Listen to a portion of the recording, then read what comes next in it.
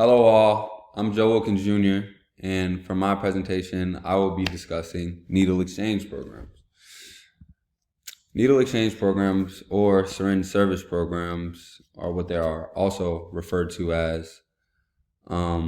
They are services that are community-based programs that provide access to sterile needles and syringes, facilitate safe disposal of used syringes, and provide and link to other important services and programs. So you might ask, what other services and programs do these SSPs or NEPs encompass?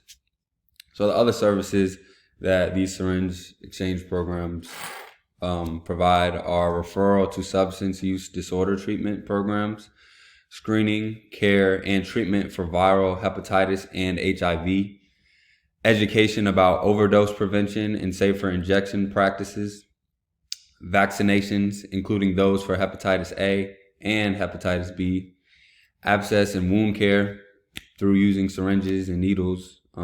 You tend to get wounds, and you can get care for this. And Naxalone, distribution and education. This is something that can help in overdose in emergency situations. So if you're ever in one of those situations, these people are afforded Naxalone to be able to help one another or themselves. Are they legal is the next question.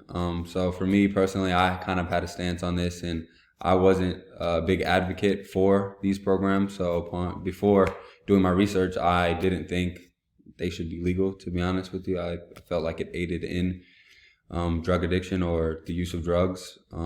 So some can make an argument that SSPs should be illegal because they do more harm than good for the community. But on the contrary, states have passed laws specifically legalizing SSPs because of their life-saving potential. So in 2018, I believe this is when I found this infographic. You can see 15 states have SSPs are illegal. But I just did some more research, and so I believe 4 of those states have moved from illegal to their legislation is legalizing SSPs, again, for their life-saving potential. And a viewpoint I've kind of taken on it is kind of like the guns. So people want to take away guns, but criminals are always going to find a way to find guns. An addict, you want to take away drugs, you want to take away needles and stuff like that. An addict is going to find a way to find drugs. So it's another stance. Who decides if they're legal or illegal?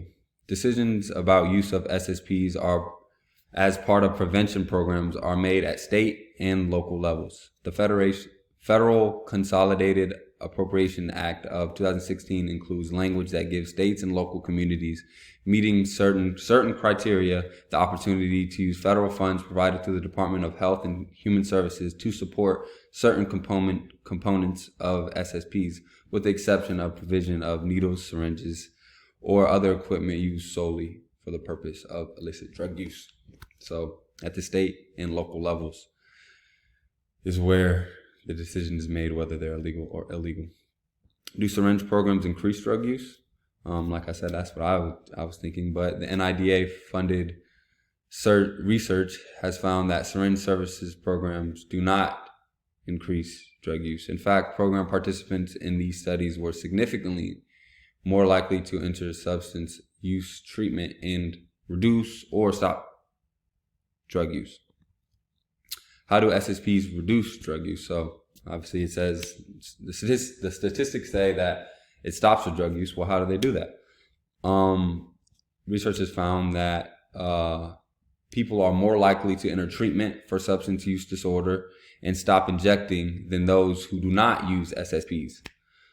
New users of SSPs are 5 times as likely to enter drug treatment as those who don't use programs.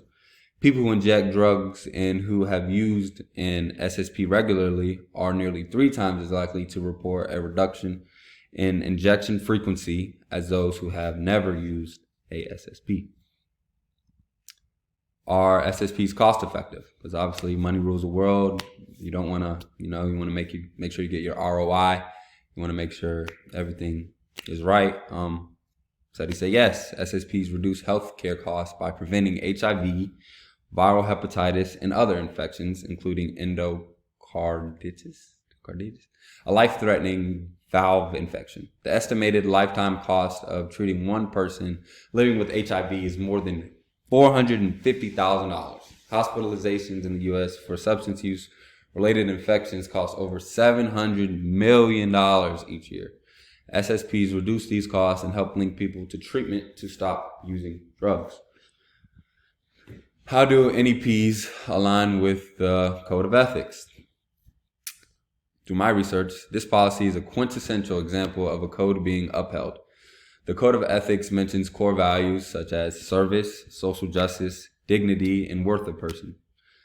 Needle exchange programs are providing an equal service to people, which would encompass service, which is one of the pillars, and justice, while also providing worth and dignity to people who would possibly lose their lives falling victim to their nasty addiction. Infections from dirty needles, as we just learned, cost people over $700 million in the U.S. This is preventing money being used in that way and saving lives at the same time. So I believe that NEPs align perfectly with the Code of Ethics because we're giving a service out. It's an equal service, so everybody has a right to it. Social justice, again, everybody has a right. Dignity and worth of people. So people are given a value because their lives are worth something. You know, the money that is being spent on healthcare is worth it. So I feel like it aligns greatly. And then I'm gonna end with this, my question. So now that you know about knowing what you know about needle exchange programs, if you are a legislator for your own state, would you want these services provided in your state? Like I said, I was on one end of the spectrum, one end of the situation prior to doing my research, but after research, I'm leaning towards the other way. So I want to know what you guys think. And for my sources, my couple sources. Thank you guys, and have a good rest of your day.